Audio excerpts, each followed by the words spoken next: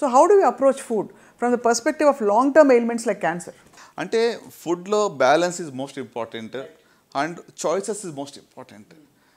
ఫండమెంటల్గా చెప్పాలంటే green leafy vegetables, fruits, 4 to 5 servings of fruits in your meals is going to do lot of good అండి. అంటే ఇందాక మనం tobacco గురించి మాట్లాడాం కదా, అట్లానే ఫ్రూట్స్ అండ్ వెజిటబుల్స్ పర్సే ఒక 20% క్యాన్సర్స్ తగ్గిస్తాయి.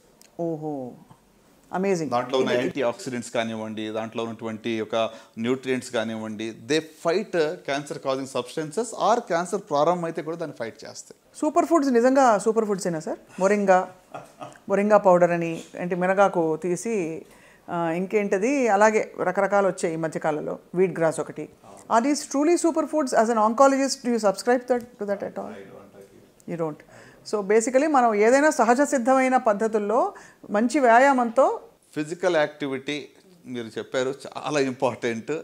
వారానికి 30 minutes చొప్పున పర్ డే 4 days చేసిన చాలు. 120 minutes of physical activity per week చేస్తే చాలా జబ్బులు రాకుండా చూసుకోవచ్చు. నాట్ జస్ట్ క్యాన్సర్, డయాబెటీస్ కానివ్వండి, హైపర్ టెన్షన్, కార్డియాక్ ఇష్యూస్ అన్నీ. Even mental health will be much better అండి.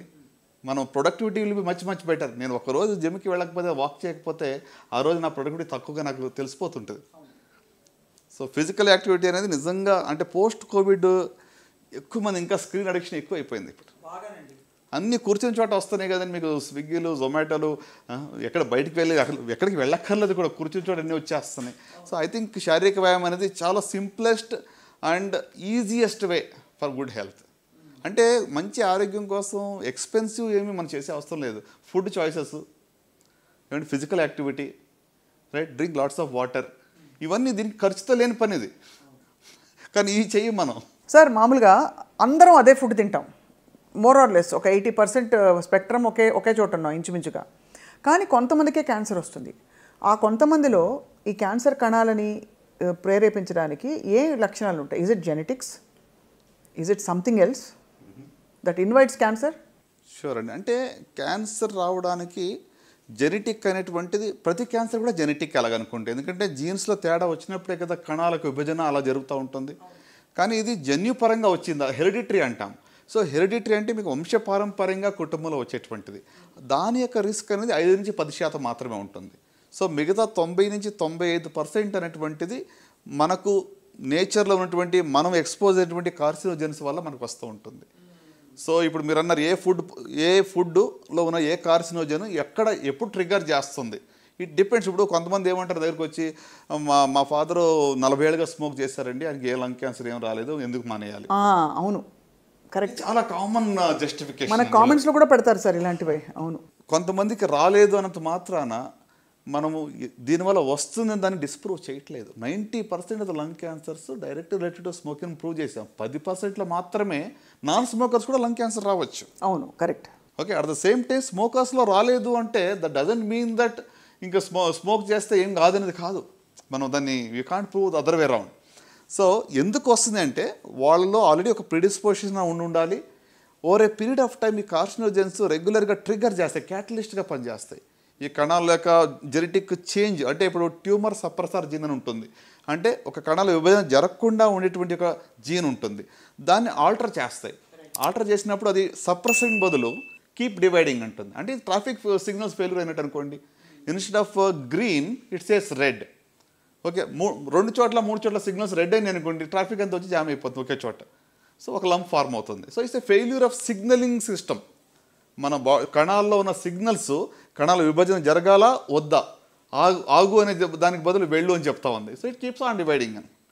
సో అంటే ఇది it's triggered by various carcinogens, అంటే ఈ యొక్క క్యాన్సర్ కాజింగ్ సబ్స్టెన్సెస్ దానివల్ల జరుగుతూ ఉంటుంది. సార్ ఆటో ఇమ్యూన్ కండిషన్స్కి క్యాన్సర్కి ఏమైనా సంబంధం ఉందా? ఆటో ఇమ్యూన్ దాంట్లో కూడా కొంతవరకు ఇమ్యూనిటీ అనేటువంటిది మరి తక్కువగా ఉండటం వల్ల రిస్క్ ఆఫ్ క్యాన్సర్ అనేది పెరుగుతుంది. ఆటో ఇమ్యూన్ కండిషన్స్ ఉన్న right. And my final question with foods and cancer sir, మన చేతుల్లో లేనివి కొన్ని ఉంటాయి. పెస్టిసైడ్స్ బాగా వాడేయడం, టాక్సిన్స్, మనకి ఈ మధ్య కాలంలో కొన్ని దేశాల్లో మసాలాల్లో కూడా ఎన్నో కార్సినోజెన్స్ బయటపడ్డాయని చెప్పి బ్యాన్ చేస్తారు. ఇప్పుడు ఇవన్నీ సర్వసాధారణంగా అమ్మ చేతి ఇంటి వంటే కదా, దీనిలో కూడా ప్రాబ్లం ఉంటే ఇక ఎక్కడ పోవాలని తలపట్టుకుంటున్నారు. సో ఏం చేయాలి సార్, ఎంత సీరియస్గా తీసుకోవాలి ఇవి? ఒకటండి, మన చేతిలో ఉన్నది మనం చేయగలం. Prevent the preventable. ఇక ప్రతిదాన్ని కూడా కొలత వేసి రోజు క్యాన్సర్ వస్తుందని భయంతోనే మనం జీవించాల్సిన అవసరం అస్సలేం లేదు. I think we have to live our life in a joyful way. So కనుక నేనేమంటానంటే consumption of lots of fruits and vegetables, balanced diet, physical activity, consumption of more water, okay, ఇవి ఫండమెంటల్గా మనం తీసుకున్నట్లయితే మరి ఎంత మోతాదులో తీసుకోవాలని క్వశ్చన్ వస్తుంది. See somebody said like this, there is nothing like poison, it all depends on dose. అంటే ఏది కూడా పాయిజన్ అని మనం చెప్పలేము, డోస్ బట్టి ఉంటుంది. For example mercury in a small dose can be poison. So కాబట్టి కొన్ని విషయాల్లో ఎంత అనేటువంటిది డోస్ మీద మనం అన్లిమిటెడ్గా రెడ్ మీట్ కన్జంప్షన్ చేస్తున్నాం, అన్లిమిటెడ్గా you are taking fatty diet, you're taking more calories, becoming obese, more risk. So కనుక ఆ బ్యాలెన్స్ అనేది we have to define and we have to adapt అని అంటాను. సో ఈ ఇథైలిన్ ఆక్సైడ్ తర్వాత ఇలాంటివన్నీ కూడా పెద్దగా అంటే చూడండి, ఇప్పుడు ఇథిలిన్ ఆక్సైడ్ గురించి మీరు అడిగారు, కరెక్టే. సో దీనివల్ల ఏంటంటే ఒక 50 టైమ్స్ లేకపోతే 100 టైమ్స్ ఎక్కువ మోతాదులో అది ఉంది than the permissible whatever limits అని చెప్తూ ఉన్నారు. సో డెఫినెట్గా ethylene oxide is a carcinogen, there is no doubt.